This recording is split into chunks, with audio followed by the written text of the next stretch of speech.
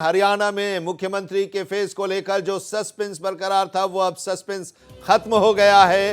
हरियाणा के नए मुख्यमंत्री नायब सिंह सैनी ही होंगे। विधायक दल का उन्हें नेता चुन लिया गया है। नायब सिंह सैनी विधायक दल के नेता चुन लिए गए हैं और अब नई सरकार में एक बार फिर से वो मुख्यमंत्री बनेंगे। अब जो सस्पेंस था कि क्या नायब सिंह सैनी को ही रिटेन किया जाएगा, तो ये अब इसका जवाब आ गया। विधायक दल की बैठक हुई और विधायक दल की बैठक में केंद्रीय पर्यवेक्षक के तौर पर केंद्रीय गृह एवं सहकारिता मंत्री अमित शाह पहुंचे हुए थे। विधायकों की बैठक में सर्वसम्मति से नायब सिंह सैनी के नाम का प्रस्ताव आया और सबने समर्थन किया।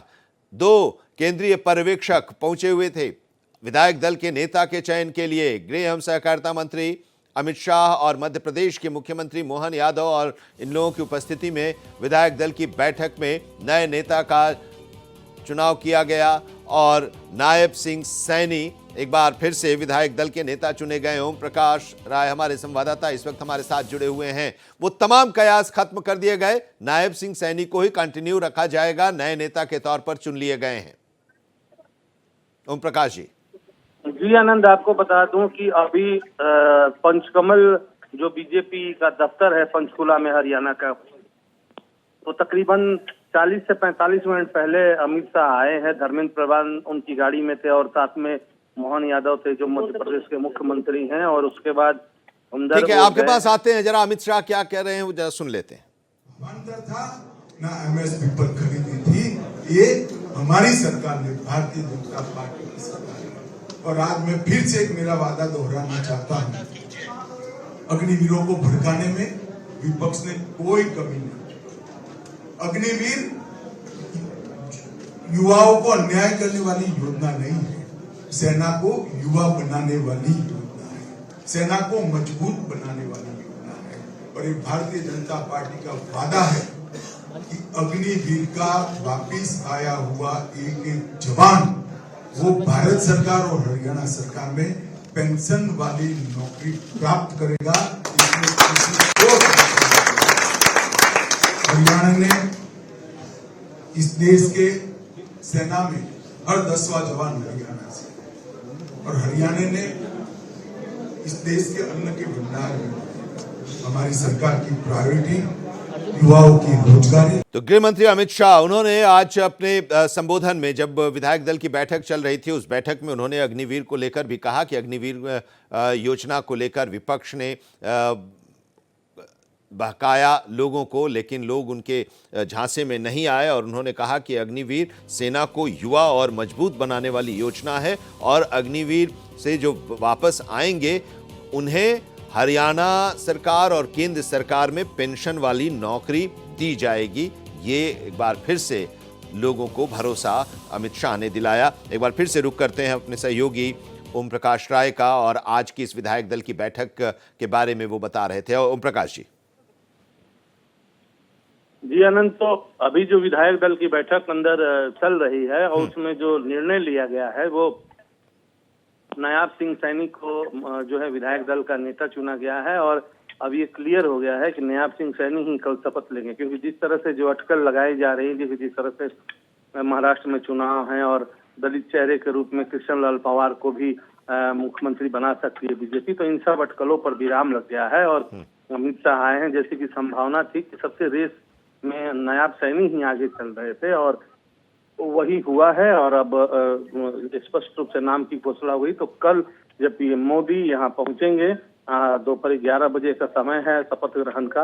अब देखने वाली बात है कि राव इंद्रजीत सिंह आए हैं, अब मंत्री कौन कौन बनते हैं अब अभी ये सस्पेंस है, लेकिन हरियाणा का अगला मुख्यमंत्री कौन होगा ये तय हो गया और नायब सिंह सैनी ही जो है अगले मुख्यमंत्री होंगे बीजेपी के हरियाणा के। जी, विधायक दल का नेता चुन लिया गया सर्वसम्मति से नायब सिंह सैनी को, और वो अब एक बार फिर से अगले मुख्यमंत्री के तौर पर, क्योंकि उन्हें 12 मार्च 2024 को मुख्यमंत्री का पदभार संभाला था नायब सिंह सैनी ने, और जब मनोहर लाल खट्टर ने इस्तीफा दिया और उसके बाद से चुनाव का समय आया और उन्हीं के नेतृत्व में चुनाव भी लड़ा गया और एक बड़ी जीत भारतीय जनता पार्टी ने हासिल की है। और अब तक की सबसे बड़ी जीत 2014 और 2019 की तुलना में 2024 में जब ऐसा लग रहा था कि भारतीय जनता पार्टी के सामने काफ़ी मुश्किलें हैं सत्ता में तीसरी बार वापसी की, तो और उस दौरान उससे बड़ी जीत के साथ सत्ता में लगातार तीसरी बार आई है।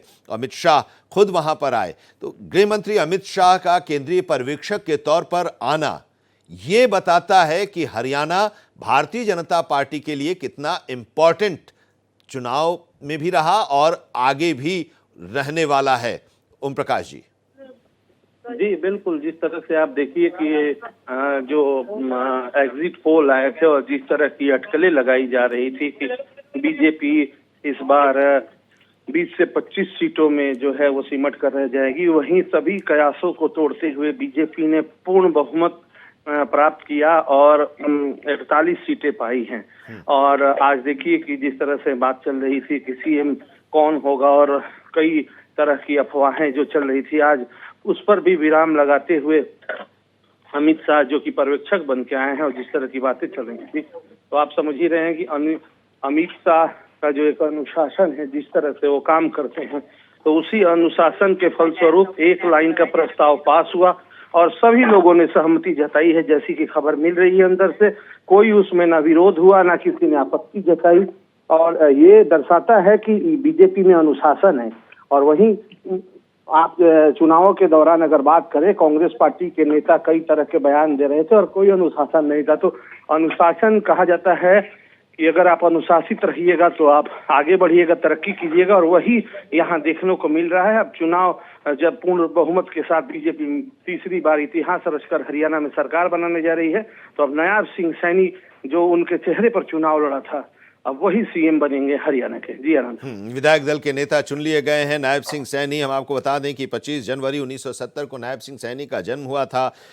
बिहार के भीमराव अंबेडकर यूनिवर्सिटी मुजफ्फरपुर से उन्होंने ग्रेजुएशन किया, चौधरी चरण सिंह यूनिवर्सिटी से एलएलबी की और राजनीति में आए। अंबाला से उन्होंने अपने राजनीतिक कार्यकर्ता के तौर पर अपना सफ़र शुरू किया था। पार्टी कार्यालय में कंप्यूटर ऑपरेटर के रूप में उन्होंने काम किया, फिर हरियाणा के बीजेपी किसान मोर्चा के महासचिव बने और 2010 में पहली बार अंबाला के नारायणगढ़ विधानसभा क्षेत्र से चुनाव लड़े, लेकिन हार गए। 2014 में विधायक बने, पहली बार चुनाव जीते, सरकार में मंत्री भी बने और उसके बाद 2019 में सांसद बने।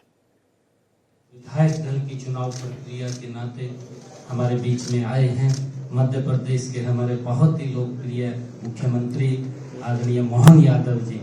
उन्होंने जो हम सब का मार्गदर्शन किया है, मैं हरियाणा की जनता की तरफ से इनका भी बहुत बहुत स्वागत और धन्यवाद करता हूँ। मैं धन्यवाद करता हूँ आदरणीय मनोहर लाल जी का, मैं धन्यवाद करता हूँ आदरणीय राव इंद्रजीत सिंह जी का और आदरणीय कृष्णपाल जी जो हमारे केंद्रीय मंत्री हैं।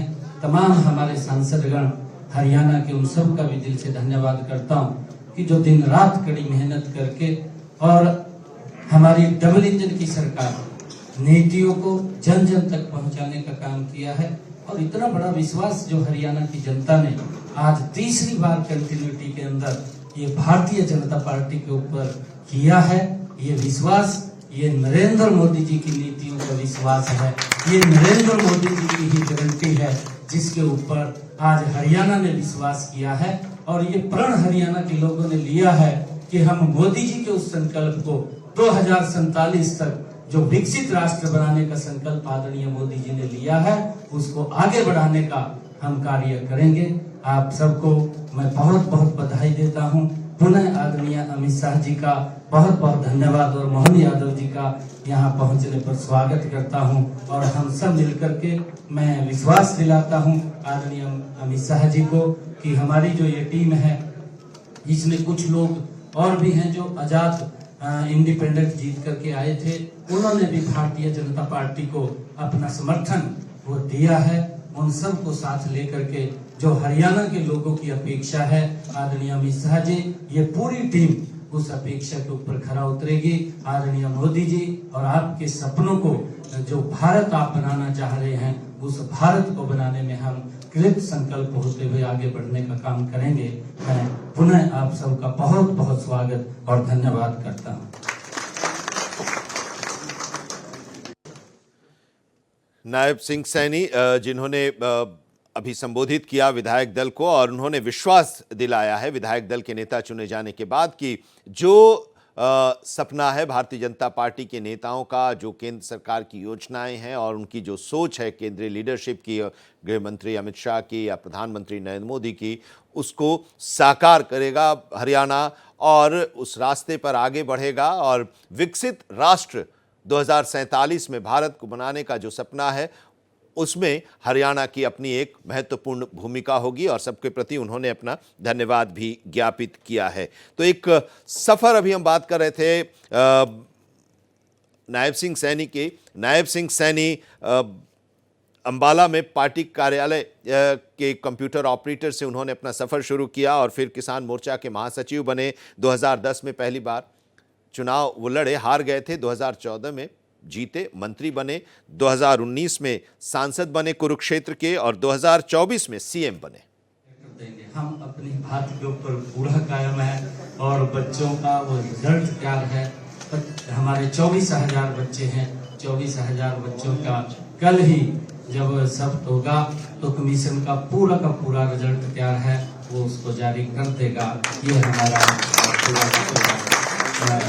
जो वायदा था उस वायदे को भारतीय जनता पार्टी जो बोलती है उसको पूरा करती है और कल ही उन सभी 24,000 बच्चों के रिजल्ट जारी हो जाए। परीक्षा हुई थी, 24,000 जो परीक्षार्थी थे उन लोगों का रिजल्ट जारी कर दिया जाएगा। कल शपथ ग्रहण होगा और शपथ ग्रहण के बाद जब नई सरकार का गठन होगा तो ये पहला निर्णय होगा और उसको लागू किया जाएगा, उस रिजल्ट को प्रकाशित किया जाएगा। और ये धीरे धीरे सारी बातें सामने आ रही कि जो वादा किया गया था, ओम प्रकाश जी, जो वादा किया था भारतीय जनता पार्टी ने चुनाव के दौरान उसको पूरा करना है। और नायब सिंह सैनी सबको धन्यवाद करते हुए उन्होंने कहा कि रिजल्ट को जारी किया जाएगा। 24,000 बच्चे जो लोग इस परीक्षा में शामिल हुए थे कमीशन के द्वारा जो एग्जाम लिया गया था। जी देखिए, जो वादा किया था नायब सिंह सैनी ने जब वो चुनाव में गए थे कि वो अपनी बहाली से पहले वो 25,000 की भर्तियां करेंगे, जो चुनाव आयोग जो चुनाव घोषित होने के चलते रुक गई हैं और अग्निवीरों को नौकरी देने के वादे और कई तरह के वादे। सबसे बड़ी चीज 2100 रुपए जो लाडली बहन योजना जो ये है उसको करने का। तो इसके बारे में कल प्रदेश अध्यक्ष जो है इनके उन्होंने भी कहा कि पहली कलम से वो करेंगे। तो तरह तरह के जो वादे हैं अब उसको पूरा करने का समय है और वही जो है अभी वो अब पूरा होगा। जिस तरह से आप देख रहे हैं कि अभी जी खुद सीएम सैनी ने जो संबोधन किया है पंचकमल में, जहां हम अभी मौजूद हैं और हम लोग को बाहर रखा गया और बीजेपी खुद वहां से लाइव प्रसारण अपना दे रही, जो आप दिखा रहे हैं। तो सारा कुछ ये कर रखा है और आने वाले वक्त में अब जब कल शपथ ग्रहण होगा उसके बाद अब नायब सिंह पूरा अगर कहा जाए कि पूरी ताकत से दूसरी बार जो है वो मुख्यमंत्री बनेंगे और वो जो अपने उन्होंने वादे किए हैं उसको पूरा करने का काम करेंगे हरियाणा की जनता से। जी आनंद, शुक्रिया ओम प्रकाश राय हमारे साथ जुड़ने के लिए और इस विधायक दल की बैठक के बारे में बताने के लिए।